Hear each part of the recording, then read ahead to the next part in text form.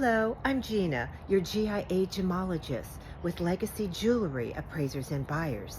Today, I'm going to talk to you about secondary gold testing on your jewelry.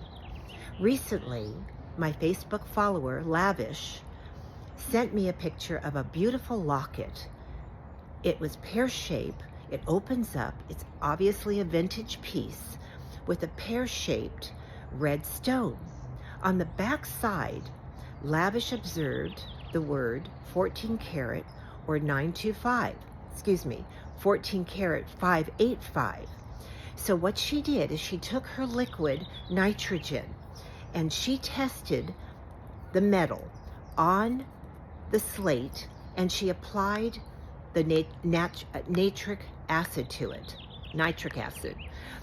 Anyway, it shows that it's 14 karat.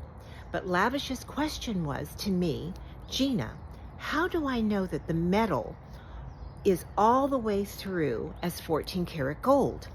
So what I teach you through my tips is, first of all, you're going to observe the metal, the piece, and you're going to look for any flakiness that you might see as an undercoating underneath the primary top metal.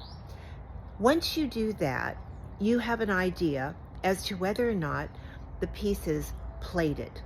But before we do that, I like for you to take a magnet and to actually go over the jewelry to see if it's magnetized, or in other words, has iron in it, which a lot of times your pieces of jewelry are gold plated with a base metal that is worthless.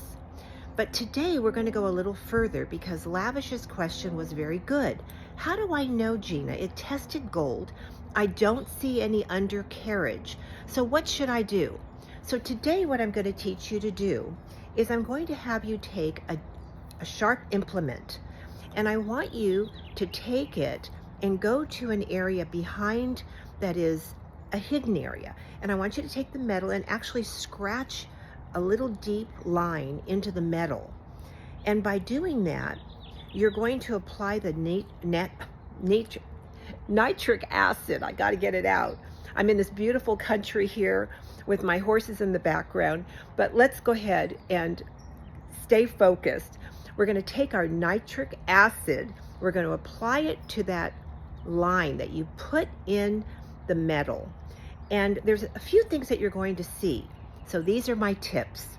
If you see it bubble and or turn green, you know that you have a plated piece, that the undercarriage is actually not gold. That's tip number one. Now, secondly, you don't see anything that bubbles up, but what I want you to do is, the question is that Lavish asked is, Gina, is it 14 karat? But what I want you to do is I want you to apply some 10 karat nitric acid to that line. By doing that, I want you to look at the color. If the color turns and disappears, that means that it's less than 14 karat gold on the undercarriage. If it turns green and bubbles, you know it's not gold at all. Now that you see that the line that you applied and you put the 10 karat acid on there and it's staying steady, it's not turning a brownish color, which means it's less than the acid that you put on.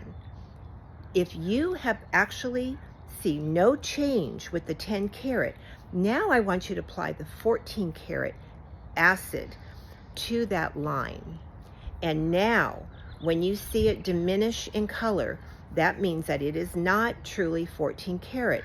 The gold is actually less in gold content. So this, my friend, are the tips that I have for you today. It's very important to play with this tip with your gold, because assaying and the gold content is different a lot of times than what the jewelry is marked. So with that said, I hope this tip was great for you today.